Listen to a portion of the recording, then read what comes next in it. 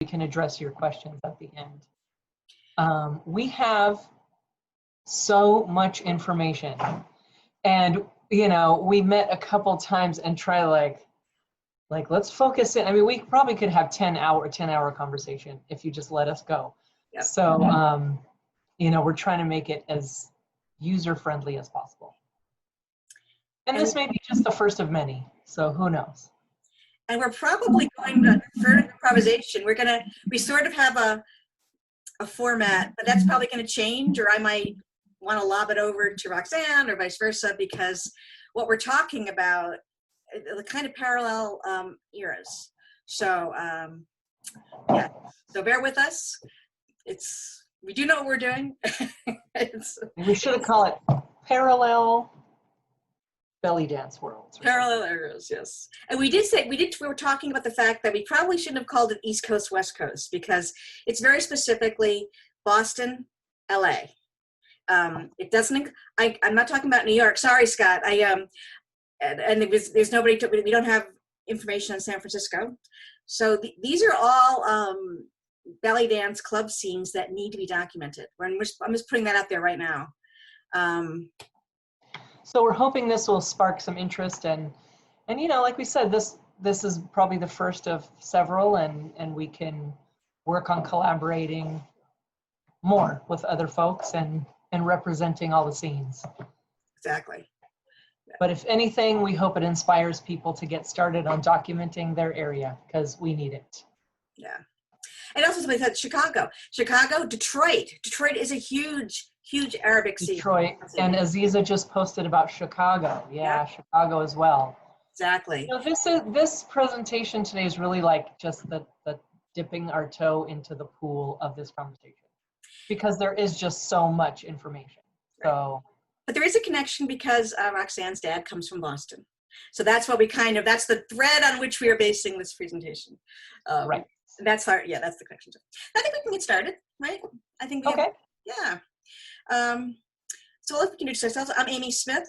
I don't live in Boston. I live outside of Boston, but I have been belly dancing here for about 25 years. Roxxanne. Awesome. And my name is Roxxanne Shelaby. My father opened and operated the Fez, which was the first nightclub the first Arabic nightclub on the West Coast, and then went on to, inspire lots of Middle Eastern music and dance in the Los Angeles area and beyond. I was born into this world, and so I've been dancing my whole life, and have been bitten by the documentary bug. So here I am. You might have heard about the Fez documentary that I made, and I'm working on, further projects. So just trying to keep our dance history alive. And do you want to mention too, like what the yes. 30? Yeah. Great. So when we started this, talking about this idea of doing this presentation, we thought, we wanted to ask for donations, and that those donations for this presentation would be donated to a worthy cause. And so at the same time, we also became aware of how very desperate the situation in Lebanon is right now. They really, really are in a crisis, like much of the world is, but I mean, the Lebanese pound has the inflation, I don't know, it's 4 or 5 times what it was just a year ago. Food is extremely scarce.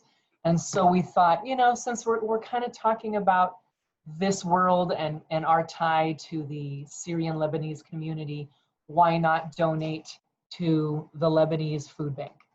So every single penny that is donated today to this presentation will go to the Lebanese food bank. And we did get some folks who already donated before we even started, like a week ago. So thank you to whoever those folks are, we appreciate you. And Amy and I are happy to be here sharing our work and our ideas and our thoughts with you free of charge. So yes. Oh, okay, great. one thing we should mention too is as Roxanne and I were working on this and talking, and we realized that another a concept that kind of really anchored in both of our research, mine in the Boston belly dancer and Roxanne and her family's history, is that the fact that what we call the American cabaret style of belly dance was very much part of both of these scenes. But we call it the American cabaret, yet it is so rooted in the immigrant communities of both of these cities. And that is something we're probably going to, that's what we're going to be like kind of addressing in talking about our research, about what, how this dance got started in Boston for sure, and but the influence of the immigrant communities that are integral to it. So absolutely. And we don't know who our audience is, and as some of those that we know you're out there, you guys know all this, but we thought it was important to start with the foundation of those immigrant communities, and and then we'll go from there. So exactly. Yeah, so it's called American Cabaret, but it's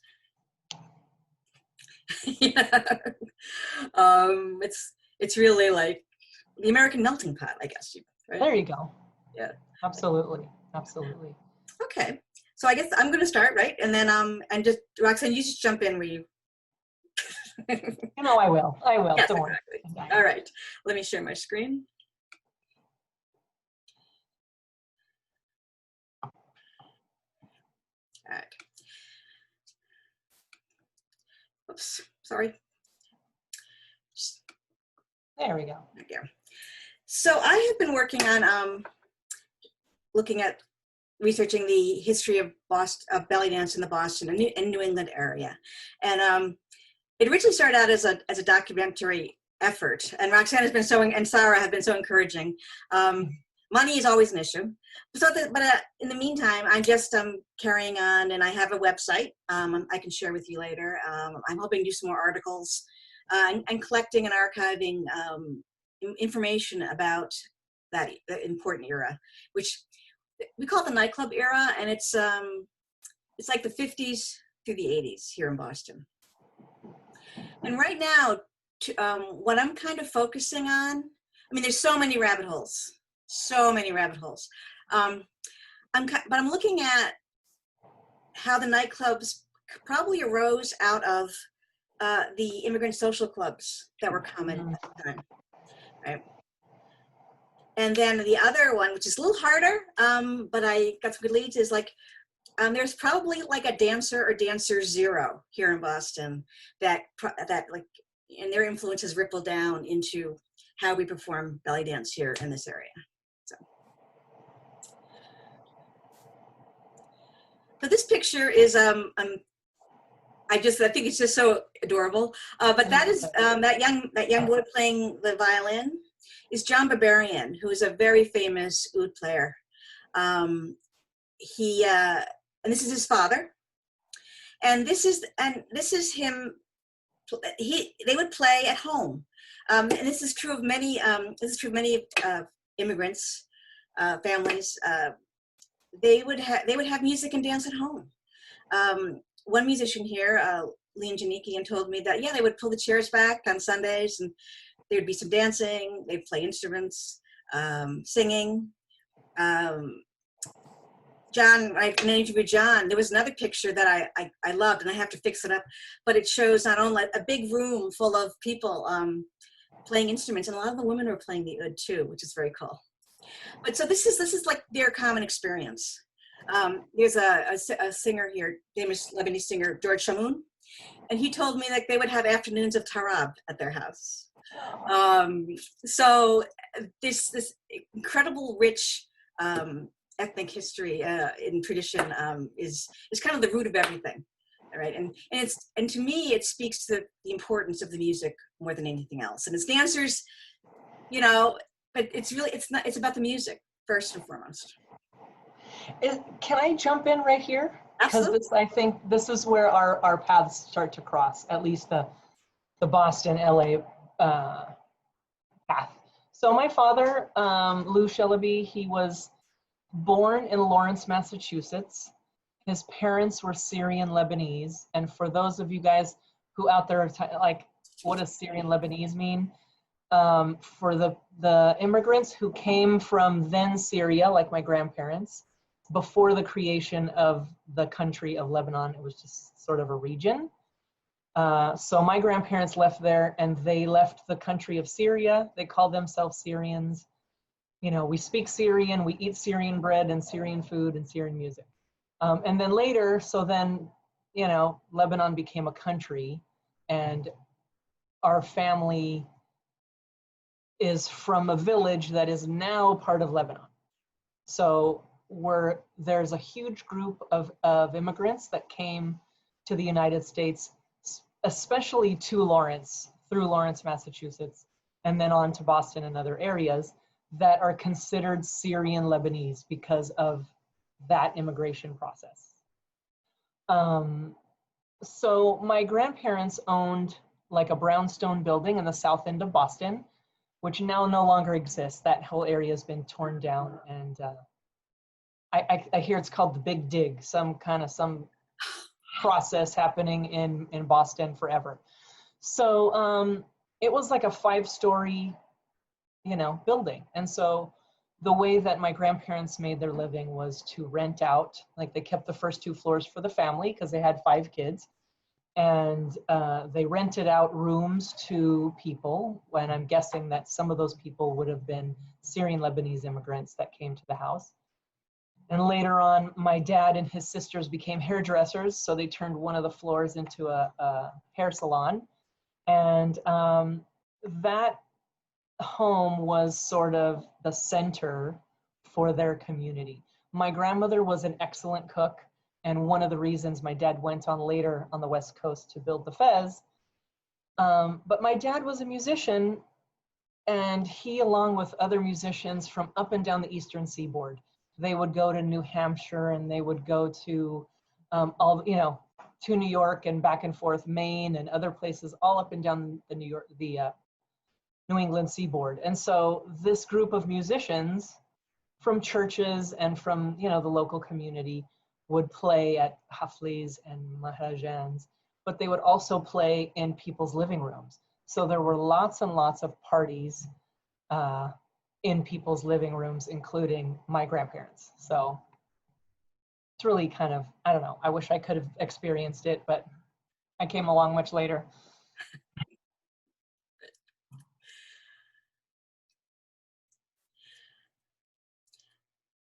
So I'm going to talk a little bit about like what they call the social clubs.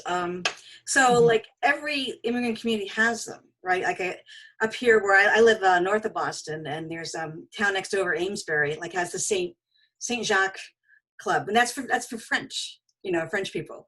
And so we have the Polish American Club, the Italian American Club, and the immigrant communities, you know, we're talking about, and I should enumerate them for Boston. It's the Armenians, Greeks, Syrians, and then Lebanese. They had their own gathering places too. And I collected here on this slide just some information I've been finding.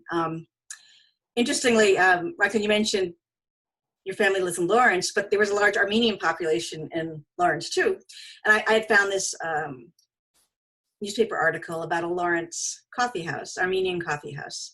I love this. Down here, that very florid handwriting in a notebook. That's a picture I took of Boston City archival records. I was looking for what was in place at an address 475 Tremont Street. That's where the first Middle Eastern club in Boston was. But I wanted to see what was there before, because I had heard that there was it was called a Cafe Amman style taverna. And Cafe Amman refers, and a musician told me that Amman, like they called it that. When people would hear the music, they would go, ah, man. And so it was more like a taverna, like Greeks and Turks and would be there. And so I don't know if you can see very well, but Club Crescent is at this address, 475 Tremont. Excuse me. Interestingly, the business is furnitures and fittings. So I have to wonder if there was like a store in the front and the club in the back or below. Anyway, but that club precedent was around for a long time, and I see it in the records. I haven't found any pictures or any stories about it yet. But Was Amy, is Fremont Street in the South End?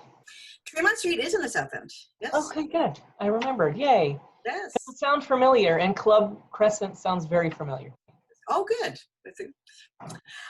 This picture here is not of a Boston social club. It's actually New York. This is a Lebanese social club. You can see a gentleman playing the oud back there. Some people doing social dancing. And that's like, this is the vision I have right now in my head of like, this is what these clubs must look like, and they must have been a blast. And I just thought this was interesting. Bobby Farah had this talked about the importance of the coffee houses and how the nightclub is really a spin-off of those. So absolutely. And I was just about to interject and say that, like, I think there's probably an intersection of dancers and people who are fans of belly dance that think that belly dance or Middle Eastern dancing only exists in the nightclub on the stage. But I think this is a really good example of, you know, this is part of our lives. It happens in our living rooms, in our kitchens, in our social clubs, in our churches, at our, you know, summer festivals. So it's a normal part of life. Yes. It's just really just like a totally part of the tapestry of the culture. The music, the singing, and the dance. And the food. Oh, Roxanne, you muted yourself accidentally. But maybe she did that on purpose. Sorry, I had to take care of something real quick. Oh, okay, that's right. I wasn't sure if you meant to do that or not. But. Okay, yeah. Huh. And next I want to just talk about some of the very earliest of ethnic bands that were famous in New England. And these were bands that really formed to play at things like churches, church festivals, weddings, kefs, which is an Armenian, like big Armenian party. The Aramites are like really like one of the first. They're the first. They're considered to be the first Armenian band formed in New England. So we're going to actually go back to the 40s here. Mm-hmm. We have the Athenians, which, as you can guess, these are the Greek guys. Mm-hmm. And some of the Boston attendees might recognize a very young and early George and Nick Koukouris. Oh. And I don't have a good picture of the Orientals, but that was another Armenian band. But again, they were busy enough. These were not club bands. They were there for playing at picnics and churches, and musicians that played in these bands may have gone on to the clubs, but they were busy enough playing for their own communities. By the way, the Aramites are known for their first album, which I have found on an used LP site, and it's in the mail. It's called Hot Sands, and it's it was a huge success. It was the first album of pure Armenian music to be produced here in the United States. And I'm not talking about the 78s, where like a lot of I'm already going down a rabbit hole, and I shouldn't. There was a lot of experimenting with 78s when people could first record music. You could go in off the street and record yourself talking or singing. But this, in terms of LPs, this was Hot Sands was the first big commercial success. That's awesome. So the club scene in Boston, the first club to open in Boston, Middle Eastern club, was Club Zara at 475 Tremont. It was, I want to say, fronted by a Lebanese couple, Joe Tabaji and his wife, Morocco. And when I say Morocco, and you can say it's Boston Morocco, her real name was Larisse Rizek. She's still alive. It's like I got to meet her last year, and that was one of the high points of my life. So not Aunt Rocky. Not Aunt Rocky, no. Not Carolina. Morocco, yeah. Our Morocco. But the Boston mob basically ran a lot like restaurants and clubs back in the 50s. So odds are most of the Middle Eastern nightclubs at the time probably had organized crime ownership. And so then there'd be like an ethnic or like a Greek or an Armenian or a Lebanese like manager, the person who ran the club, hired the musicians, things like that. So this is another rabbit hole that I'm kind of veering down, but I wanted to mention it here because it should be acknowledged that this was the case. And it's just a fact of life. Now, interestingly, the Italian mob was superseded by the Irish mob in the mid 60s. And then you see clubs that are not, and the Irish didn't seem to be interested as much as like running restaurants, maybe more like pubs and bars. So then you actually had clubs that were probably outright owned and ran by people of the community. So, but it's just something that should be acknowledged. It's there. So. And the year that it opened again? Zara, 1952. Okay, 1950. And the other kind of elephant in the room too is all the clubs at the time, like there's a big three in the early 50s. There was Club Zara, which was run by Joe Tabaji and his wife Marco. There was Club Cayenne, which opened about almost a year after Zara, and that was run. It was kind of known as a Greek club, and it was run by a Greek manager, Harry Zagoras. And then there was the El Morocco, which was also run by Joe Tabaji and Morocco. But if you went into these clubs, they kind of all looked alike. And I have a picture. I didn't want to monopolize the talk, but I can bring it up later. But there's a picture of the Club Cayenne, which has a tapestry with palm trees and camels and sheep. Yeah. So there was this Orientalism that was very prevalent in the clubs of the time. And it was because I think that they're trying to appeal to what they think an American audience wants. And that's what will sell, what will bring in the crowds. So, and I use this picture just because they call them this band, this orchestra, the Al Jazeera Orchestra. They're all Armenians, or there's a Greek guitar player, but it's an Arabic name. So, another thing I just want to acknowledge about the club scene was that this Orientalist kind of fantasy that was promoted and put out there. And, it was a different time. Like Amy and I have talked about this, the whole Orientalism idea, which today is something that we try to stay away from. But at the time, that's what they had. Do you know what I mean? And, being an immigrant and all that comes with that is difficult. And so I think at the time, like for my dad with the Fez, right? They called it the Fez because that was something that people knew and associated with the Middle East. And it didn't have a negative connotation. So we realized that in talking about Orientalism and the way they did things then was acceptable, and now not so much. Right. But the other thing I noticed as I'm looking at you with that background, the other commonality about this picture and the other clubs, I'm sure, the Fez, and then later on my dad had another nightclub called the Cascades, and pretty much every nightclub I've been in, every Arabic nightclub I've been in, all have this type of long tables, right? Because you're going to come with a large group of people, big families, and that kind of togetherness. And, you're not going to have, or you may have two people come into the restaurant to watch the show, but they might be sat at one of those long tables with everybody else. Family style. Family style. I love it. Yes. We knew this would happen. The time is getting short. So I just want to skip ahead just a little bit. So this is Morocco right here, our Morocco. She was a singer and a dancer. That is Mike Sarkeesian, a very famous band leader of that era. This was Joe Tabaji, Morocco's husband. This is like the typical scene you see at the clubs.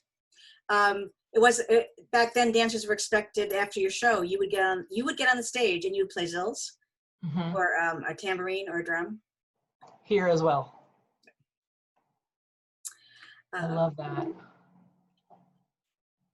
Look at that costume and that body. I'm sorry. No, that's okay. This is go back. She's gorgeous. Yes. Yeah, we're gonna talk about costumes. But I'm wondering if I'm gonna show you another picture in a minute. I think these two dancers have the same costumer because they're very similar. But this is a quote from Morocco who talked about again, like how their focus is really, and they're very proud of this. Americans love going there. They love the fact that, people lined up to come in and see, and they talk about having high-class people, lawyers and doctors and senators like John Kennedy would come in. So that's their audience. So awesome. And was she was Lebanese? She was Lebanese. She left Lebanon at 16, traveling with an American, a male dancer, and she said that, and she didn't. When I talked to her, like she'd been losing her English a little bit. But they performed all over the place. It sounded like they performed other kinds of dance, and then she ended up here in Boston, probably knowing they'd had cousins or something, and that's where she met her husband. But yeah, she left Lebanon at 16. Yeah. I don't know about anybody else out there that's listening, but you could keep talking as far as I'm concerned. Keep sharing. No, and that's why I wanted to show this picture because, and people may have seen my talk about more about the clubs and they've seen this, but I just love showing this. So the clubs at the time were like, they would crack down on dancers they were underage or if they're a woman bartender. But this is a picture of Arthur Chingris. All the Boston people know him, well-known drummer. Arthur is 15 here. He's playing at Club Cayenne. He had a regular gig at Cayenne, played several nights a week, and then got up next day and went to high school. I'm just saying. And no one ever said a word. No police. But anyway, but that's how it was back then. It was okay for the guys. Always. To play, but yeah. Always. But also they had who they had. I mean, if you had someone who could play an instrument and he was 15, that they were going to take that person because there were just so few musicians then dancers. Or ones that really wanted to play well, or ones that could play. But ones that could play, that's a good point, Roxxanne. Ones that could play in a band. So you had like the Athenians and the Aramites, those people play all together all the time. But a musician who could sit in and play with whoever was there, that was really valuable. Because you didn't always have the same musicians night to night. So that's a very good point. You have a very good point there. So it's more like, and I use the term, and I mean, it's not a derogatory thing. It's just what I think of as a club musician. There were club musicians, and then like you had like Kef musicians. Yeah, but you also. I'm sorry. No, that's okay. But you also have the Middle Eastern guys who could pick up an instrument and play in the living room and play some songs, but they weren't necessarily professional musicians. Right. Do you know what I mean? There was a lot of that also. So when you had someone who could sit in with the band, play all the songs, could entertain, and, do all those things, you'd grab them. Or play for a dancer too. And play for a dancer for sure. Yeah. I'm gonna skip this. I just want to show this is and this is how the musicians were dressed back in the day. I mean, don't you wish they did that now? Yes. And this picture makes me a little verklempt because they're all united now. We just lost Harry Manassian a few weeks ago. He's a very famous oud player. Both he and John Barbarian, the little boy, they were both trained by Udi Hrant, a very, very famous Armenian Buddhist. This is Fred Elias. I'm sure, and again, all the Boston, a lot of people know Fred Elias, right? He traveled all over. This is George Regelis. Sadly, Freddie died a couple of years ago. We lost George last year. Gary Alexanian was a very well-known drummer at the time, but he died young. But anyway, but like I said, they're all together now. I just want to show you a few pictures again, just to kind of go back to the importance of the clubs to the immigrant communities. I mean, yes, they wanted to attract Americans. They wanted to like to make sure Americans like they like decorated and made the clubs appealing to what they thought Americans would like. But what I'm showing you here, these are Greek guys. They're brothers, Mike and Teddy and Vic. And a dancer had shared this with me when she was a dancer. This is at the Averoff in Cambridge. And these guys came off the boat not speaking any English, but they knew they could come here. And they knew they could have food they liked. They knew they could find people they could talk to.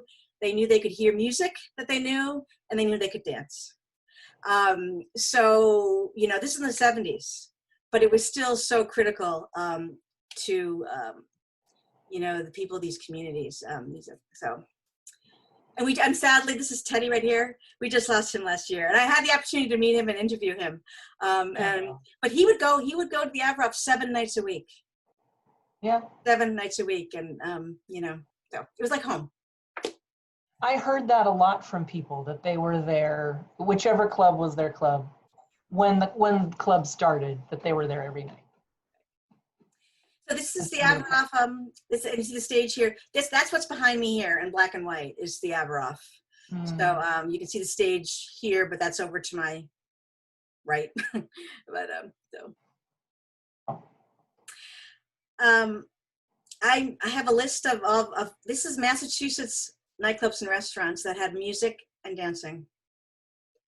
I'm still gathering information.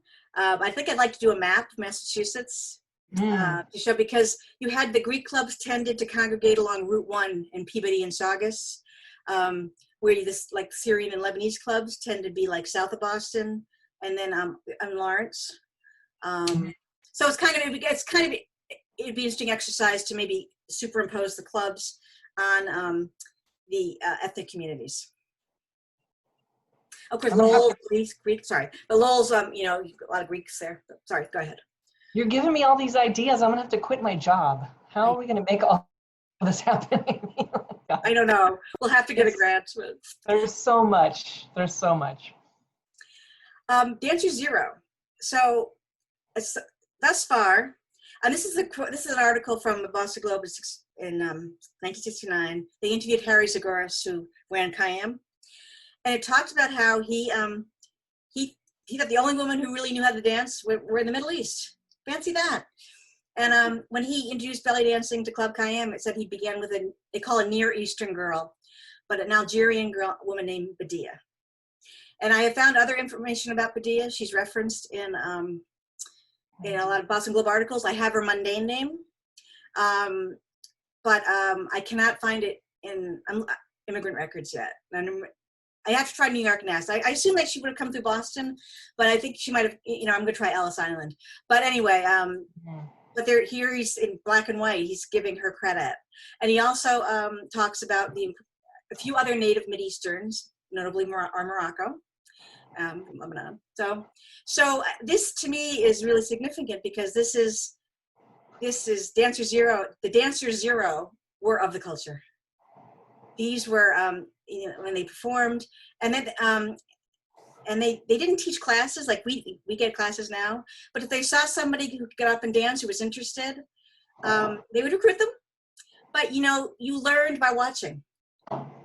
So yeah, so that's and that's how, you know, it's kind of was taught and passed down the art of the dance. So I'm saying right now it's two Dancer Zeros, Badia and Morocco. And last, and I'm going to stop here, but I just thought, and I had been talking with a dancer named Jamila Omar, who danced here in New York, and she told me that she didn't wear bedel till she came to Boston. And but she didn't have any. She didn't have any pictures And then Georgia Gallus had posted this on Facebook. This is in a Greek club in New York. It's a dancer. She's got zills. There's the band, but she's wearing a dress. Meanwhile, around the same time period, you have this going on in this is at Zara. And it's not better like we know, like it's not around the hips, but I mean the skirt's fairly high up. But They did that a lot. There was a lot of Okay. high waist kind of costumes then. So, but yeah, but it's this is why I think she's got the skirt's kind of made of strips like Morocco's earlier. So I wonder if they had the same costumer. But anyway, I don't know who this dancer is. I think it's a dancer named Gloria, who a lot of musicians talked about back then. And you know, when musicians talked about a dancer, she was excellent. Mm-hmm. But anyway, I just wanted to kind of compare and contrast again, and which is very odd because Boston has a reputation for being straight-laced, you know, with the blue laws, and here we are, we're wearing the two-piece costumes, and New York wasn't. I just wanted to point that out. I want to add one thing you were talking about. It looks like they're wearing the same costume. I heard stories from our dancers, our early dancers here, like Aisha Ali, for example, that, you know, they didn't have a lot of costumes, so they shared. There you go. You know, they traded skirts, and then I'll wear this bra and belt with that. And so that happened a lot because, you know, it just didn't have. Yeah.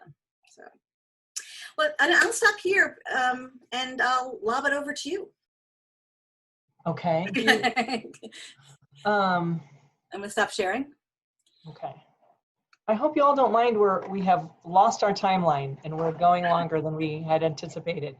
But I don't think anybody's going to really have a problem with that, right? So, you know, as we started talking about this subject, our lives or our paths overlapped. And so I'm trying to think of how to be concise with this. So my father, as I mentioned, was born in Lawrence, still a Syrian Lebanese family, grew up in the South End. And then in 1949, he got on a Pullman train, I've heard this story so many times, and came to California. And he wouldn't exactly say why. He just said being in the Syrian Lebanese community in Boston, which is like conservative on top of conservative, you know, he wanted some freedom to live his life. So he came to California in 1949. And at that time, there were no clubs. And when he left Boston, there were no clubs yet. So he was a part of that music and dance scene on the East Coast that were the homes, you know, maybe the social clubs. You know, he talked about coffee houses a lot, the church functions and so forth. And so having that background, you know, where his parents' living room was like a nightclub, I think, you know, for many events, came to California. He said it took him a little while to break into the music scene here with the established musicians, but eventually he did. I'm going to share my screen here real quick. Give me 1 second.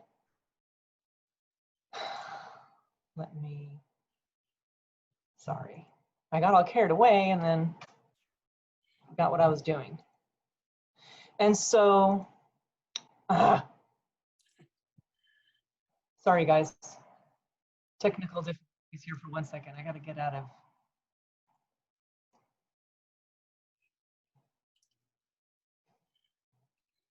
Well, Roxxanne, one thing I'm hoping to talk about too is the Hanna brothers, who were a Boston Lebanese band, right? It's like I need a picture of them to add to my ethnic band slide.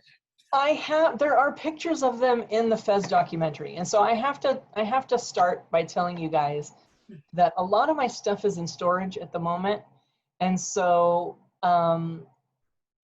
I was looking through my electronic files for pictures and stuff like that. And I don't have as much access to that stuff at the moment as I would have liked, but I do have a few things to share with you. But I can, you know, I will share more later. So as we talked about this already, the early immigrant musicians, and they would play together, the Armenians and the Turks and the Persians and the Arabs, just like we said, you know, if you found someone who played a drum and they were Persian and it wasn't exactly your music, but they could learn it pretty easily, or they were Armenian or whatever. So there was this kind of, you know, mixing of ethnicities and of styles, right? Wrong way. And so here, this one I do have access to. So here's a flyer. And this one is important because, first of all, if you saw the Fez documentary, My dad, who was a violinist and a hairdresser, was involved in a car accident which paralyzed his right arm. And so the local community put together this hafli to raise money to help pay for the medical bills. But it's important because, I mean, we're talking about 1951, and there's a list here. I don't know, can you guys see the names on here very well? Yeah. The Hanna brothers. And so these two, Hanna brothers and Tufik Barham, were musicians who had been on the East Coast, and my dad worked with them in the parties that they played in. And then they all happened to, you know, travel over to the West Coast. And so they continued to work together. And Tufik Barham was like, very well known. He was very well respected violinist. And I believe he also has some recordings and things like that. And so over here, we see this name, Kenza Omar. As far as I know, she is our West Coast dancer 0. So she was dancing here already in the 40s.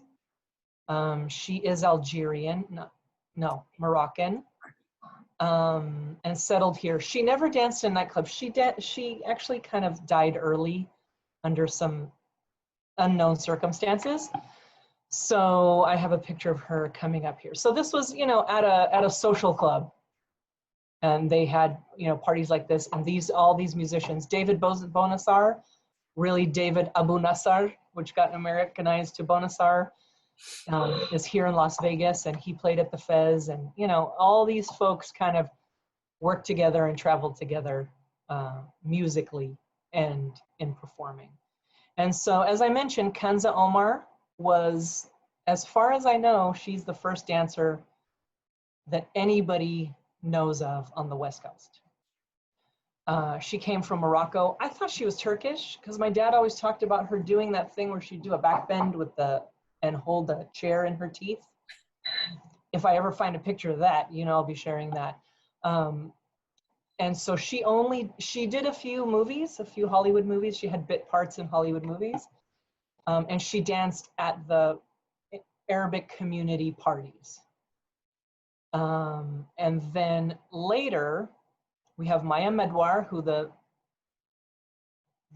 movement we do called the Maya comes from this person, Maya Medwar. You know, I talk about her a lot in the Fez documentary. She was Syrian. She also danced in Egypt and then came to LA. We have Zanuba, also in the Fez documentary, who was Armenian Egyptian, came to LA. She had also been dancing in Egypt and went back and forth. And I want to stop there for just a second, because those are like really the 3 first dancers. I know Jamila Salampour talks about watching Maya Medwar and dissecting the movements, you know, that she saw her do that she was amazed by. Zanuba was a class act, as Aisha Ali, we all know, talks about Zanuba as well. But I just also want to echo what Amy said about Boston. And that is that the first dancers were ethnic dancers. They were from, you know, the Middle East. And so the development of our dance form here took a different turn. For example, we had Aisha Ali, and I think actually Antoinette came before Aisha. Here, I'm going to show you some pictures. So, here's some pictures of Kenza Omar. She went by Princess Kenza Omar. Maya Medwar, here, this is a picture of her performing in Paris. These 2 pictures of her at the Fez. And I lifted them from Google because these 2 are actually, I have the hard copy photos in my collection in storage. So just want to make sure that I'm crediting my sources. So then you have, here's Zanuba. This was from a movie, Good Neighbor Sam. We know Aisha Ali. Here's a picture of Aisha Ali dancing at the Fez. Here's Antoinette Awayshek. So here we go. We're going to cross our Boston LA paths again. Antoinette Awayshek, Syrian Lebanese, born in the Boston area. Her father was also a musician in Boston. And I understand her mother was also a singer and sang I don't know how professionally, but I know she did sing in parties and things like that. And so Antoinette, this gorgeous, gorgeous creature, I don't know at what point as a child she came to LA. I know she went to high school in LA. And at a very young age ended up at the Fez. And, you know, the ground zero dancers, Kenza Omar didn't dance in nightclubs. Zanuba, I don't know, maybe went back. Maya was not around. And my dad really wanted to have dancers of origin, right? So in comes this little Antoinette Oishak, and his name for her was she was the casting director's dream. Like if you were gonna cast a belly dancer, this would be her, right? Like, I mean, she's so just delicious. And so she, I think, was just barely out of high school. She was not a professional dancer, but again, you find a musician who can play the songs, you throw them on the stage. You find a dancer or you find a woman like Antoinette, and you groom her and put her on the stage, right? So this is also her on the Fez cover. So again, there's that, you know, came from Boston, started the performing over there, and then carried it over to the West Coast. So from there, you know, you also have Aisha Ali, who also has Egyptian heritage. But then, for different reasons, maybe the immigration was a little bit harder. My dad was always one to try to get people green cards, give them work, and, you know, allow them to have a way to live here. But then in the, you know, in the 60s, the boom of being enamored with the East and belly dancing became a big thing. So you had lots of American women who were not of the culture starting to learn and become fascinated and become belly dancers. And so for me, although these dancers are technically American and maybe had no Middle Eastern heritage, they danced to live Middle Eastern music for Middle Eastern people in a Middle Eastern environment. So it's just like I feel like it's 1 degree removed from ground zero. So these dancers, who I talk a lot about in the Fez, Feiruz, you have Diane Weber, you have Tonya of Tonya and Atlantis, and all the dancers that came at that time, they had a different experience because they weren't doing what we do today, where like you dance in a showcase for other dancers. Do you know what I mean? They were dancers developing their knowledge and understanding of the dance within the cultural context of an immigrant community in the US. Does that make sense? Am I talking too much? It's like 100 degrees here today in California. I think, quick question. So in Boston, you know, we had like sort of at a Zara or the Kayam, even though like it was a Greek club or Lebanese club, you had musicians of all the cultures like playing. You'd have Armenian music. Is that the case in LA? Absolutely, absolutely. Lots of different within the Middle East. You know, people from different parts of the Middle East we had Greek. Well, I guess they're not even Middle Eastern, but we had Greeks, Armenians, Turks, Arabs. We even have like, and you can see it in the Fez documentary, one of the drummers, Jamil Al-Karam, he was Iraqi. And he says, you know, he came to the Fez, he didn't know these songs that they were playing, these Arabic belly dance songs. He knew Iraqi music and Iraqi rhythms. You know, he was able to learn them pretty easily because there was similarities, but it was like 2 different worlds. Do you know what I mean? Yes. So definitely a big mix of musicians in the beginning. I'm going to skip over that because we don't need to talk about the 5-part routine. I think that's going to be a whole nother can of worms. Yes. So I don't know if you can read this.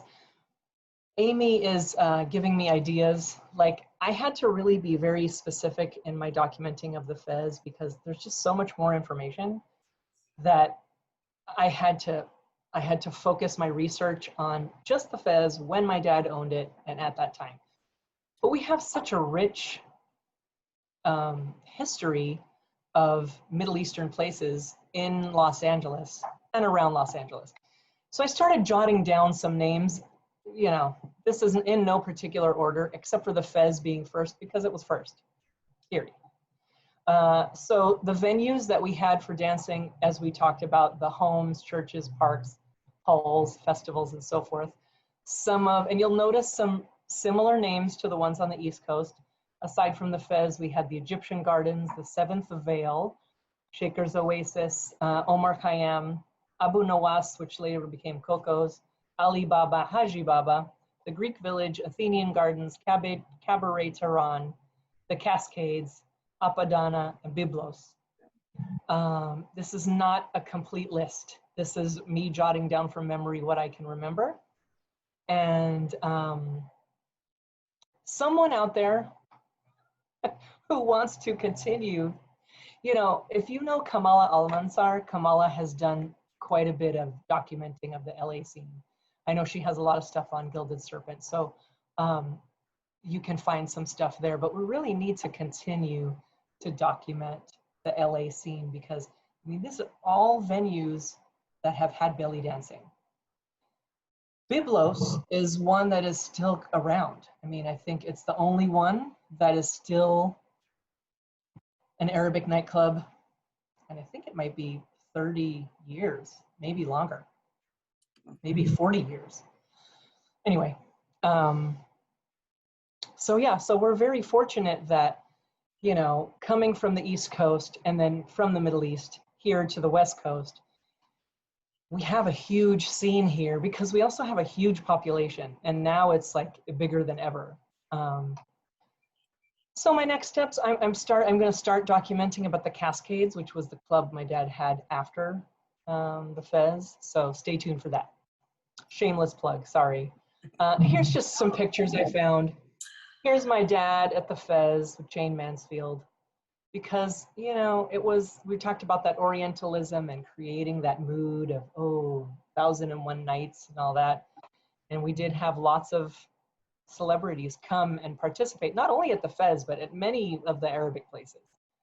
The Seventh Veil, which is now a strip club, but it started off, and for some reason, and I don't know if it's because of Hollywood, and in Hollywood, once they started creating nightclubs, and yes, some of them I understand were, you know, funded with organized crime, not the Fez or the Cascades, which I can prove because my father never made any money. So that's how we know it wasn't run by the mob.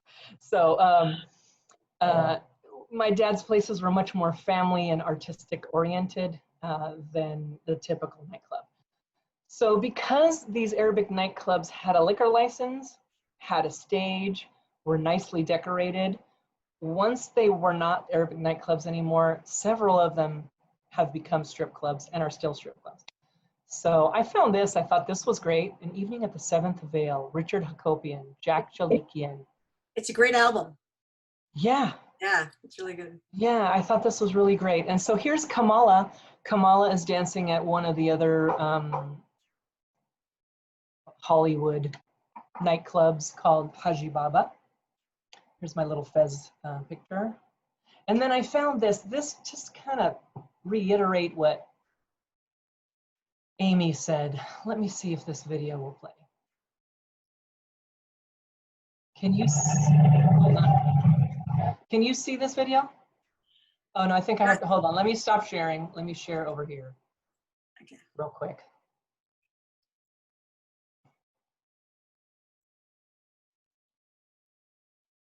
Can you guys see this video? Yes.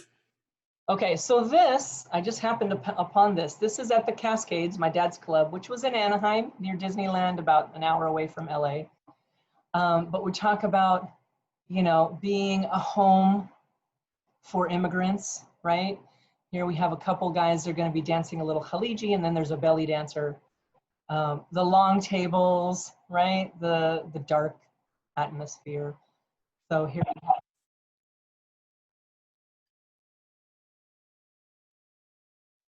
Oh, wow. This is great.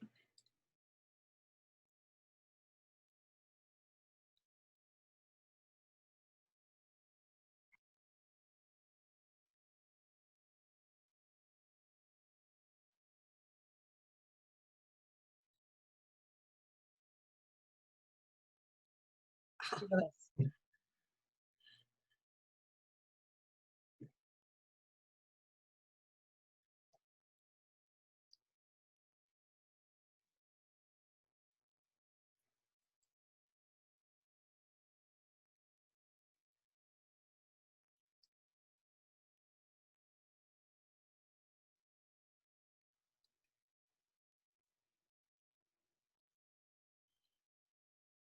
It almost looks like a little dev key there too. I don't know. I could Maybe it's play the all whole Velvet. thing for you. Yeah. But you know, again, this shows like, whoops, hold on. Sorry. How do I get out of this? Okay.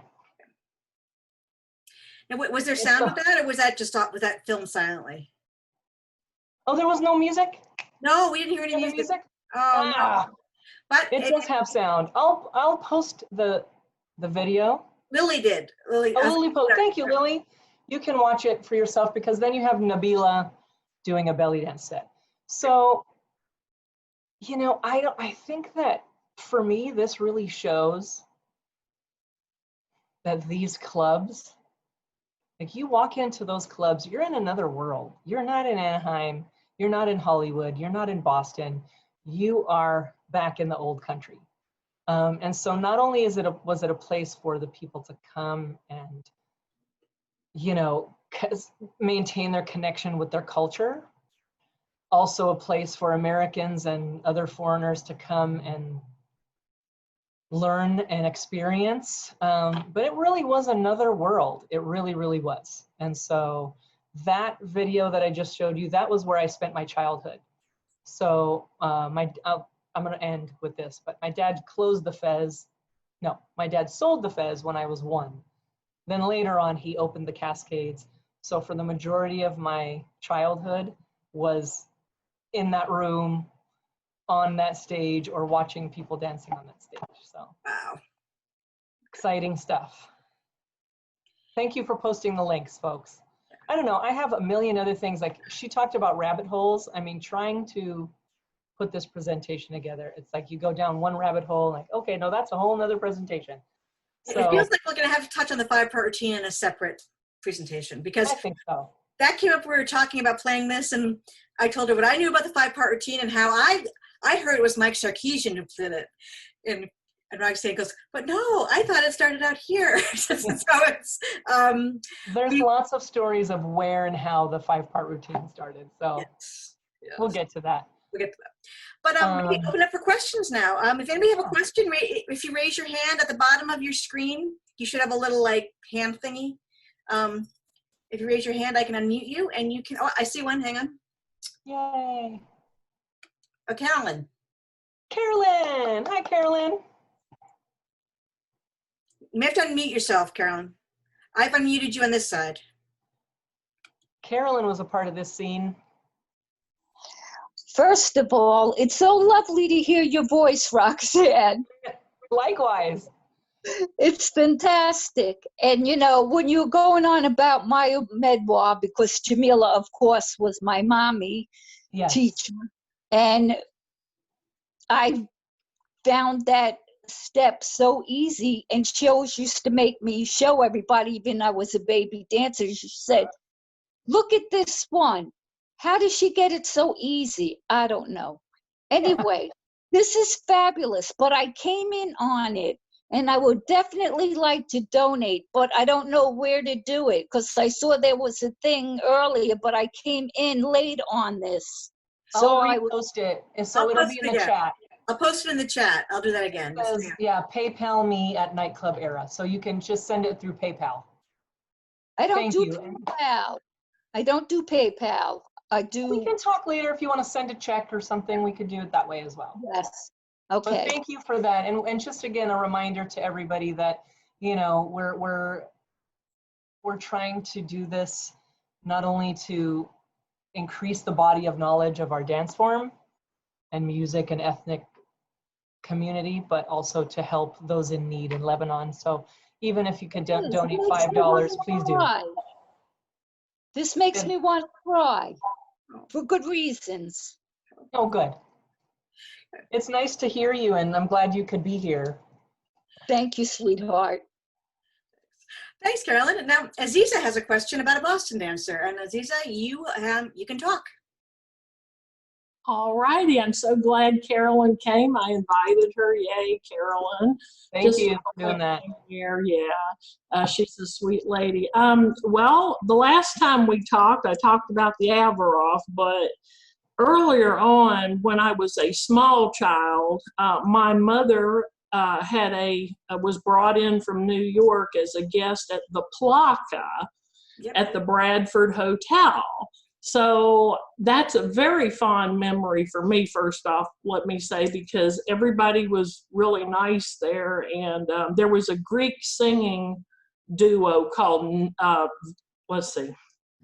Bina and Nina was a Greek singing duo. And I'm not sure if one of them might have become a dancer, but they gave me a doll and I still have it. It's like, I really had fun there.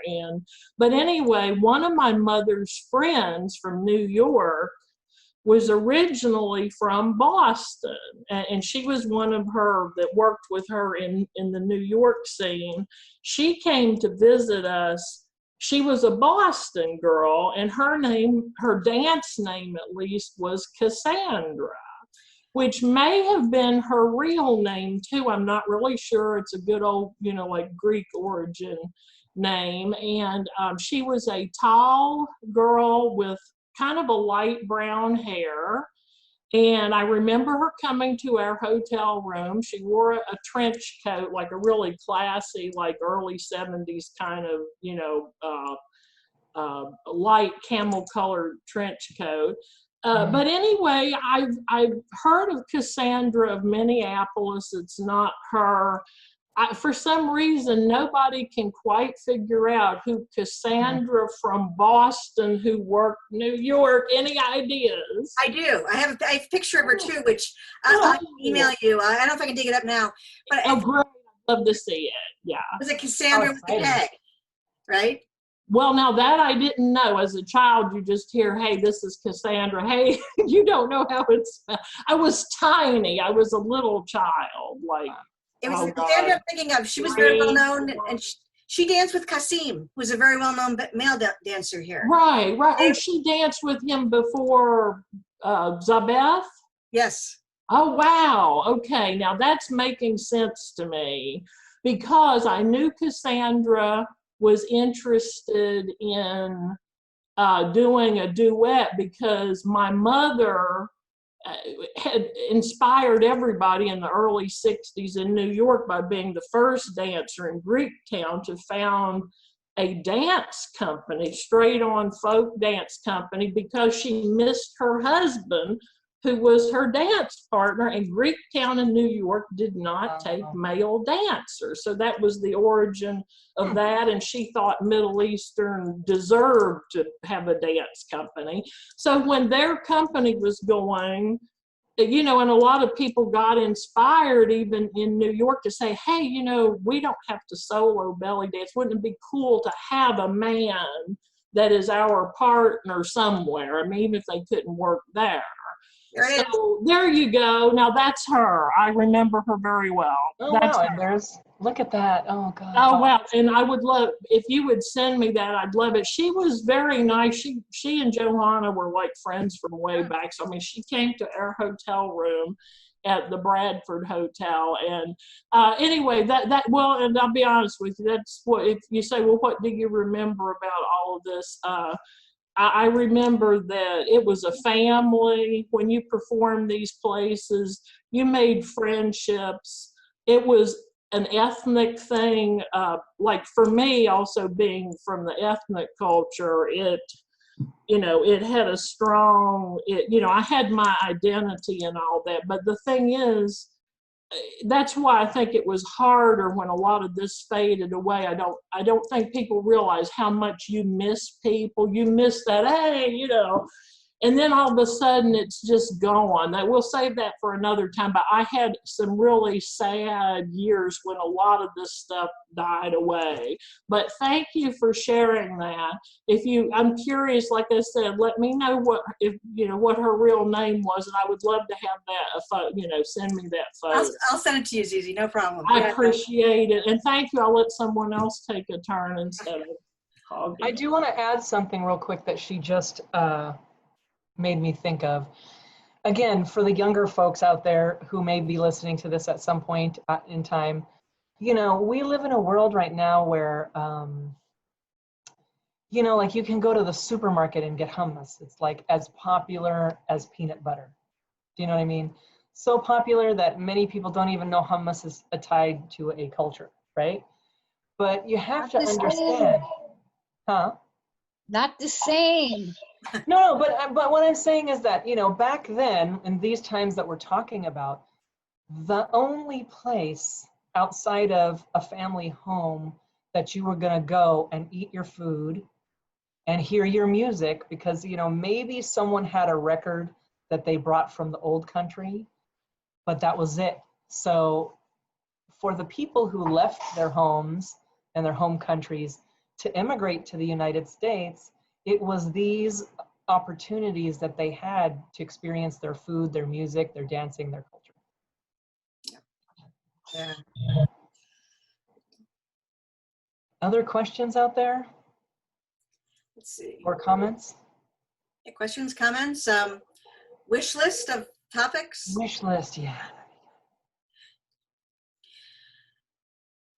Oh, Azizi wants to know about Freddie. Well, what about Freddie? There's Freddie could be a topic.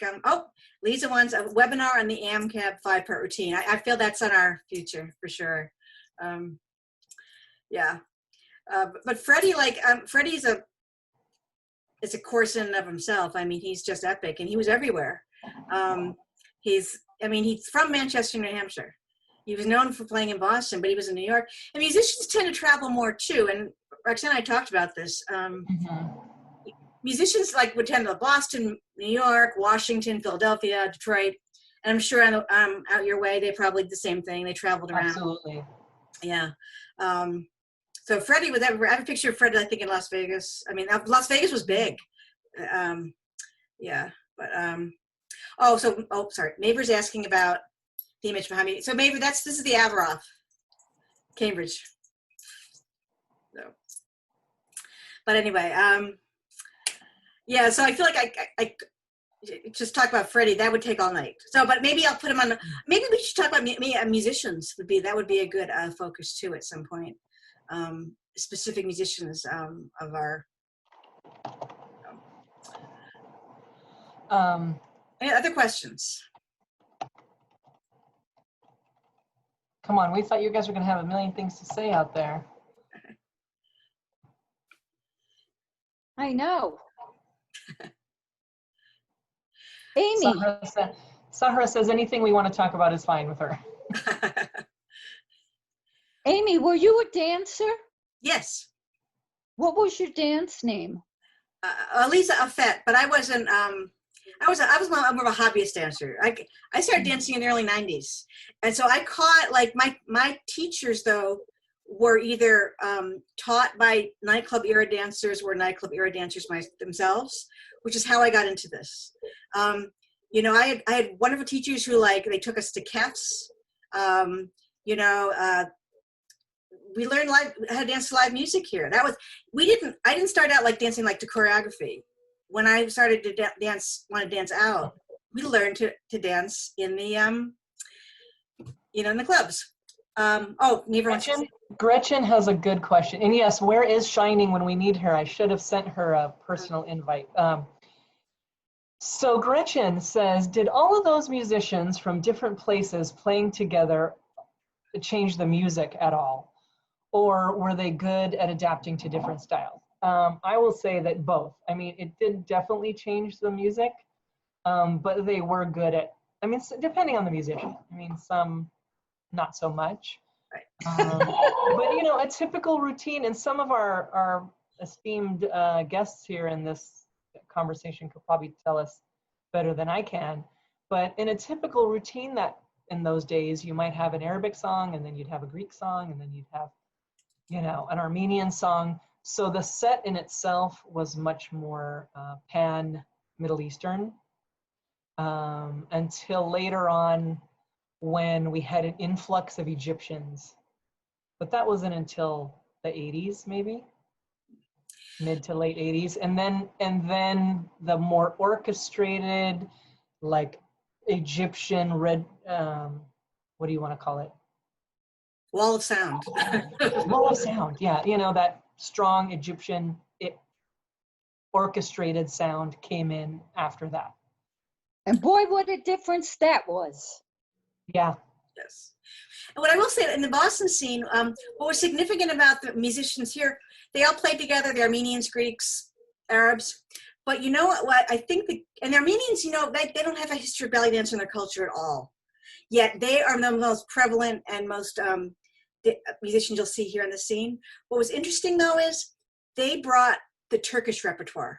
The Armenians that settled here in Boston, like from like the Turkish, and they have the diaspora, right? And so their repertoire of music is that included those Turkish songs that we know and dance to. So I think they definitely influenced what we, you know, the belly dancers repertoire in terms of adding that to it too. Yeah. So. Because you have to remember also at this, and we're talking about the early 1900s. So the place that they left was the Ottoman Empire. I mean, the Turks controlled that whole area. So the Lebanese, the Syrian Lebanese and the Syrian Lebanese, the Armenians, the Turks, you know, they all came, they brought with them that Turkish influence. Yes. So. Well, I think all the musicians I danced to, I have never danced to in Armenian. Oh, but they kick ass music. Oh no, I do, because look, Big John B, I've got all his stuff. I mean, Yeah. if you were a dancer, you grew up on that. Yeah. But it, you know, I danced to every ethnic. But when the Egyptians came, and I'm not saying because my husband was one of them, the accordion player Yusri, who worked in New York, LA, all over. But it blew us away to hear that pure sound. Yeah. You know it. I see you smiling, Roxanne. Yeah, I mean, I remember it. I remember, and Sahra is also chiming in over here. Because I was amazed when the Egyptians came in and there were full pieces with changes in the music and stops, etc. I mean, yeah. We just, I'm sorry, go ahead and then I'll say. There's also George Abdo. I mean, Mavra, I don't think that, I can't remember if Anne mentioned that in her dissertation. George Abdo changed the face of music that we danced to, because he took songs out of the church and put them in a club setting. Also, now I've heard, this is a debate, but I heard it from actually some musicians that I talked to, actually our last webinar here on the Flames of Araby. George made Middle Eastern music sound accessible to Western ears by taking out the quarter tones. You know, again, it's that making the Orientalism of it, you know, making it all like safe and accessible to Westerners. So, and that's like all my teachers cut their teeth on George Abdo, and he brought them in. I mean, he was standing room only, like at the Avroff where he played. So, whether it was however you feel about how he did that or why he did that, it was a significant impact on how we learned to dance and the music we learned to dance to as well. And just for the record, it was a very different situation here. I mean, I know a lot of dancers cut their teeth on George Abdo music, but as far as what was being played here, it was either the mishmash group of guys from different places, and then later on it was a more Egyptian style. Matter of fact, the first Arabia sound, yeah. The first album I ever got, Roxanne, was Maroon Saba. And he was your daddy. Yep, that's right.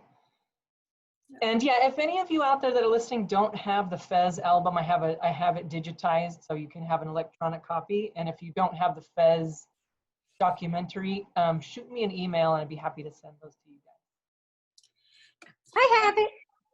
Okay. Of course you have it. I have the T-shirt.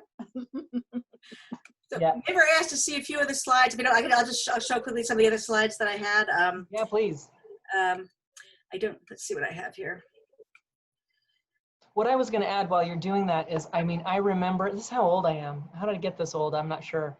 But being at the Cascades in the early 80s, we had an Egyptian keyboardist who came from San Diego. So about 2-hour drive to come play at the Cascades. And he was the first that we knew to get a keyboard and rewire it for quarter tones. Oh, And he could play Arabic music on the keyboard. And it was like, I mean, it was the biggest thing ever. People came from everywhere. Am I right, Sahra? I know Sahra was there. So yeah, it's several evolutions of the music, you know, in the new world. So maybe I think I just skipped a couple of slides. This is not actually, this is just a subset of my original presentation. You know, when we and again when Roxxanne and I were planning this, I had to cut my slides way back. So but this some of the things I didn't talk about, like this what you're seeing now. This was a way of how you got around the police raids. You could show that you were a member of a private club. The police wouldn't bother you. You could stay open. So that's one thing I didn't show, but this that's kind of cool. I love it. Yeah. So actually, I have one of my own. A musician, Costas Montokias gave me.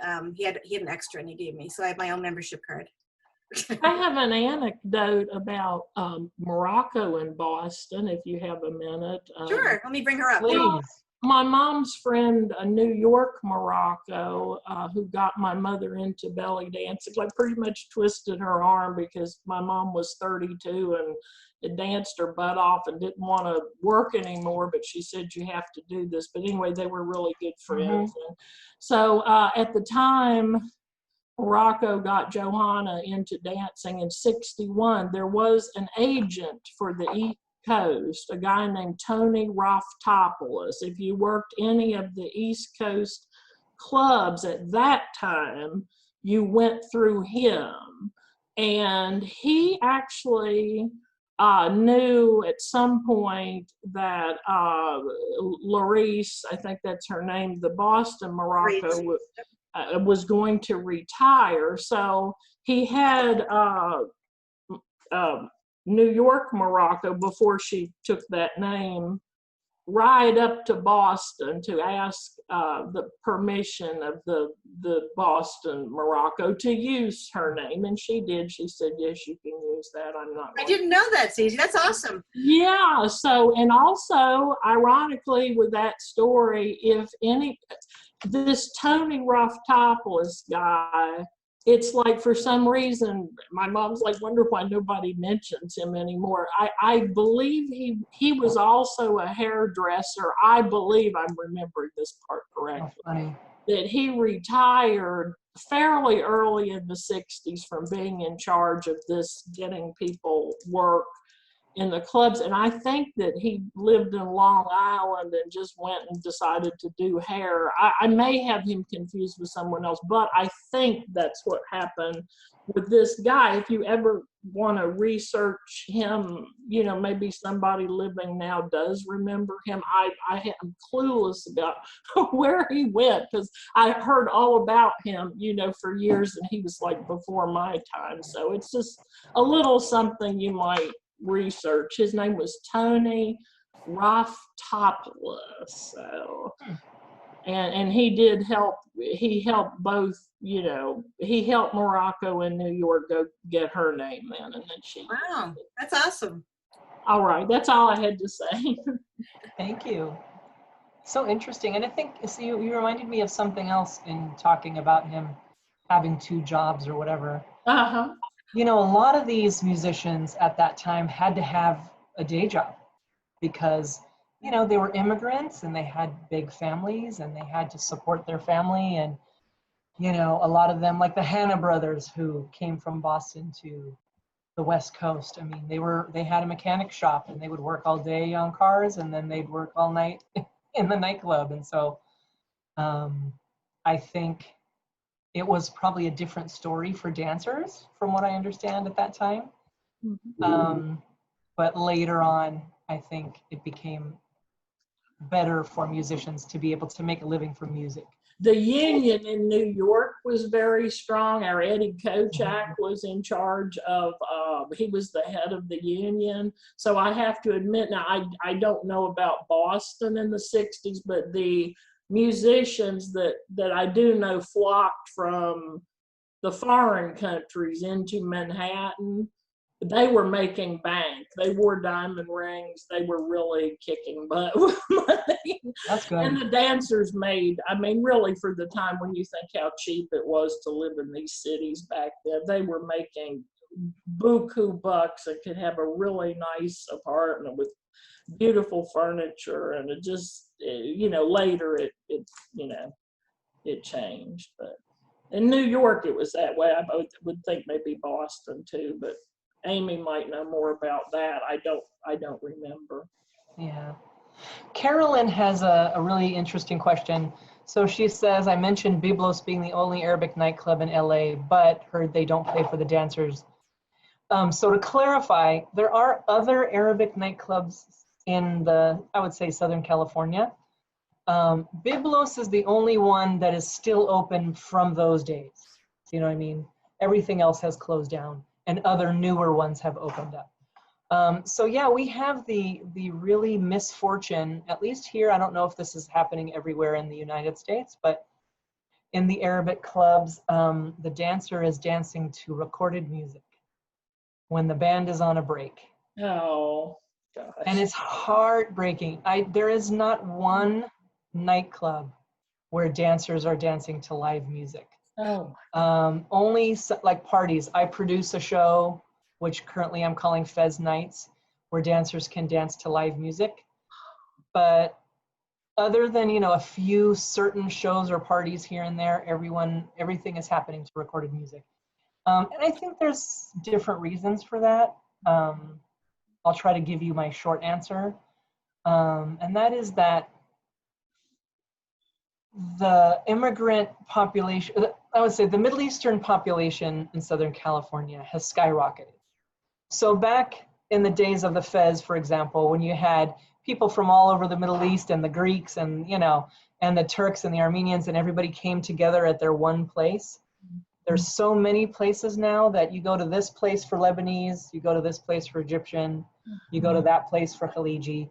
So the nightclubs themselves are much more cultural, country specific.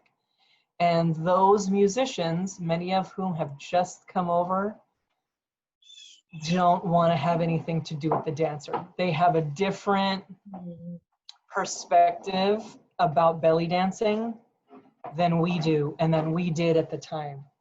So I'm absolutely formulating this thought right now. So understand I'm brainstorming. I feel like we talked about the Orientalism, right? We talked about connecting to the culture.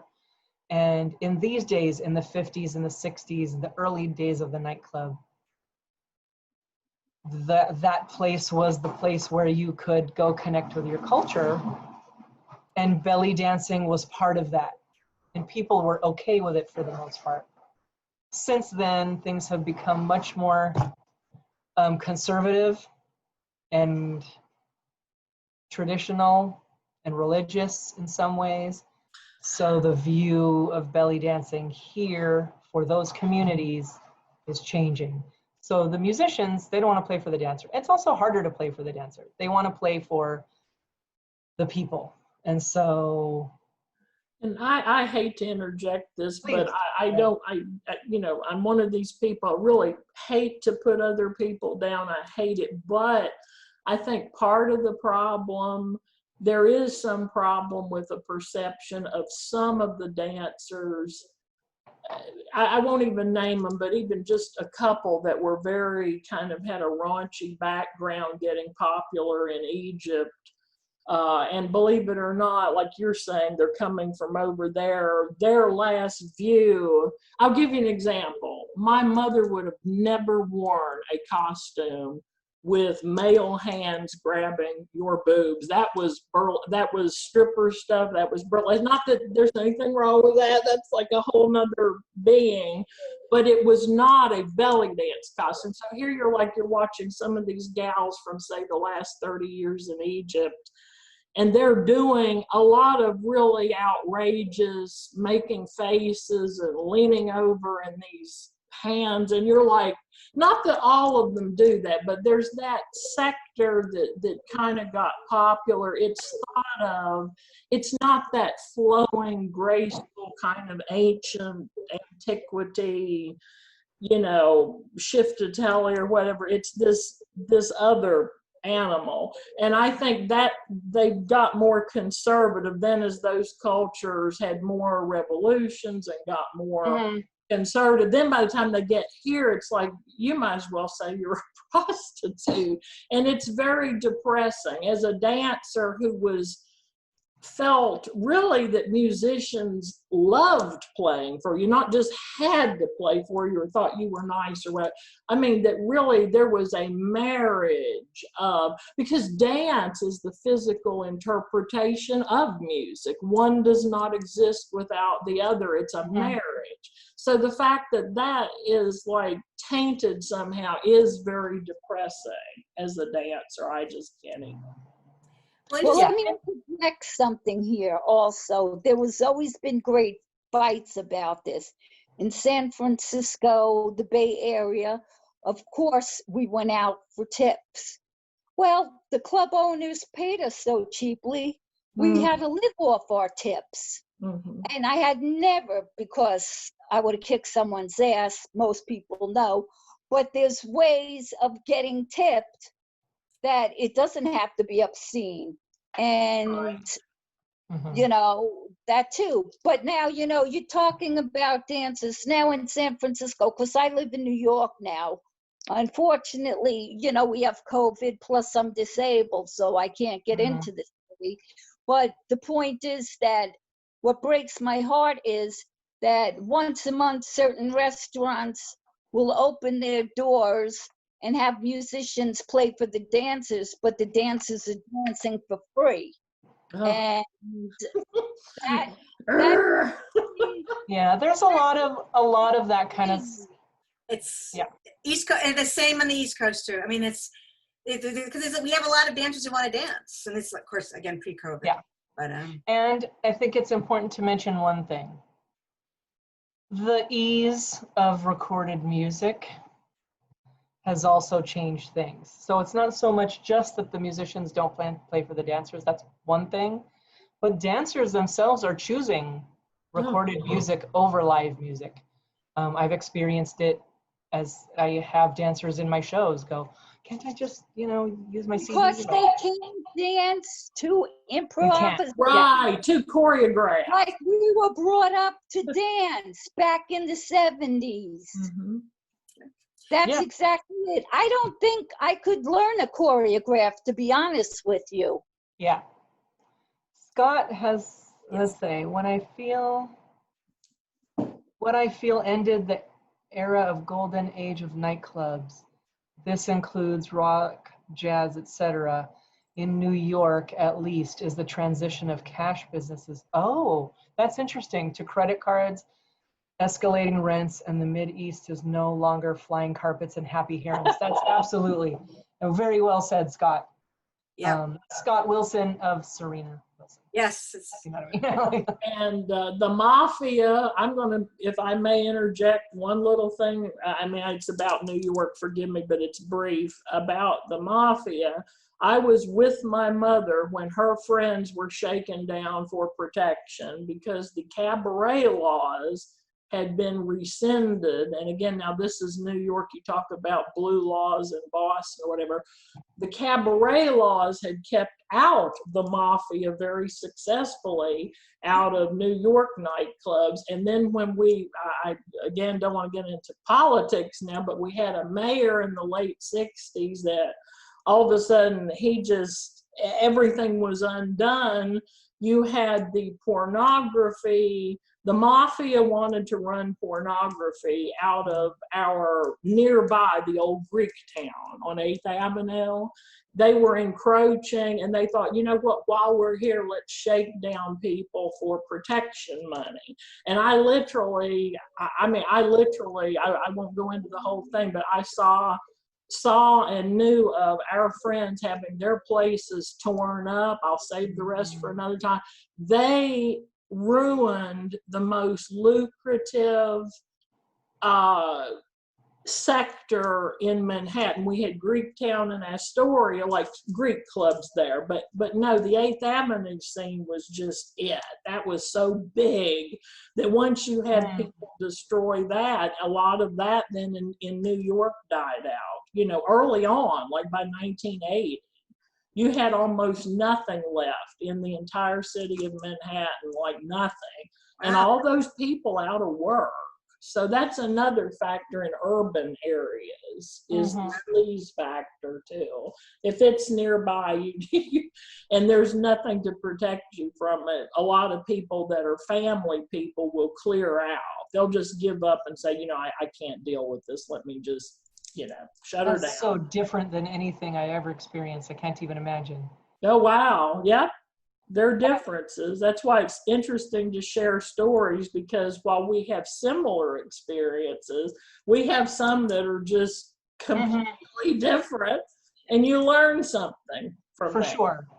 I think there's one more thing that to mention on that subject, and that's that at a certain point here on the West Coast, I don't know about for you guys, all of a sudden we started having dance companies doing big choreographies, and so it was impossible to have a band play those songs for highly choreographed routines. So I think that was another, and along with all the other things we mentioned. Right. So enjoy your dinner, Carolyn. Nice to see you. Thank you. You too, honey. Nice to hear your voice, Carolyn. Love you. Love you too, baby. Even though you celebrated for a year for your birthday. Oh.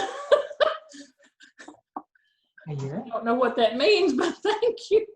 She had a long birthday week. I did?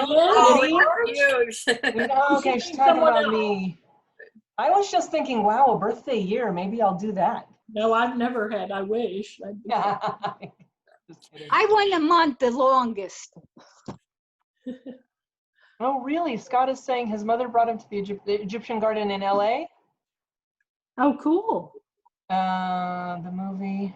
Scott, was that LA? Oh, New York. Yeah, there was a Egyptian Garden in New York too. Yeah, but yeah, we got to get somebody working on New York, because that'd be cool. Yeah, someone please. So, any other questions? We've gone way over. We appreciate everyone staying with us, and we love talking. But we want to make sure we got everyone's questions. If you had, I should, Roxanne put her email in the chat. I'm going to put mine in the chat too. If you have any questions, I just want to. We'll definitely work on a 5-part routine, history of the 5-part routine, in our copious spare time. But I also want. I'm going to be hosting. She's had to leave the chat. I mean, she had to leave the presentation. But a fellow dancer here in Boston area, Karen Kemsky-Aquino, she is going to be giving a presentation on the Armenian Shuffle, which is an Armenian folk dance. And that's going to be next month. So keep an eye on. I'll post it in Facebook and in the group. Yeah, post it everywhere, and I have that 1960s and 70s memories and meeting place and 1960s. Yes. Please feel free anytime there, honey. Okay, great. Thank you, Zizi. Appreciate that. Oh, no problem. And you're welcome. While we're doing shameless plugs, I'm starting my next documentary process on the Cascades, which I showed you a little clip of. So there's some things coming up here very soon. So if you're interested, keep an eye on my Oh, Facebook. that's awesome. Yes. So congratulations. Thank you. You'll hear more about Sahra. Yay, Sahra. Yes. That sounds great. All right. Well, I think Don't forget to send that pic of Cassandra. That's been a years-long mystery for me. I just would like to, Is she living? Is she still living? Does anyone know? Or Who? is Cassandra still living? Do you know? Or I heard that she was very sick. oh So no, I don't know. Unless I heard she was sick and not, but I haven't heard much. Well, if you do hear anything, say Johanna's daughter Zizi that met her when she was a child sends her love. Her friend Absolutely. Johanna from Greektown. So if You know what I'm doing? I'm sorry, I didn't mean to interrupt. That's Amy, I'm posting in the group, in the event page that had the information. I'm putting my email. I'll also put the donation link if you Perfect. still are looking for that. And Amy can probably put her email in there as well if you need to Yes. contact us. Great. Yes, I can imagine. Scott just mentioned the pandemic put a hold on them. Yeah, it's on hold everywhere, unfortunately. We did actually, I'll just say, we had, there's live music at the Athenaeum Corner in Lowell on Saturdays. You can't get up and dance. You can only sit at the table. Oh, gosh. But at least we're hearing live music. So, yeah. How does that work? I know, you chair dance. Chair dance. Oh my gosh. Get a swivel chair and do some rotations. Man, Office you chair. guys, this has been so wonderful. It's so lovely to talk to you all. And Same I've learned a lot just through listening, and it's been great. Yes, thanks everyone for coming. And stay tuned. There'll be more. I'm sure there'll be more in the future. Yes. Sounds Thank good. you for bearing with us as we go through this process. You guys are great. Thank you. Thank you, Amy. Thank you. Thank you, Roxanne. I'm gonna grab the chat. I'll send you a copy. Please. And then I'll send you, and you're recording, right? So you don't have to worry about that. I'm recording, yeah. Okay, great. I'm gonna stop recording right now. Bye-bye. Bye. Bye, everyone. Take care. Have a great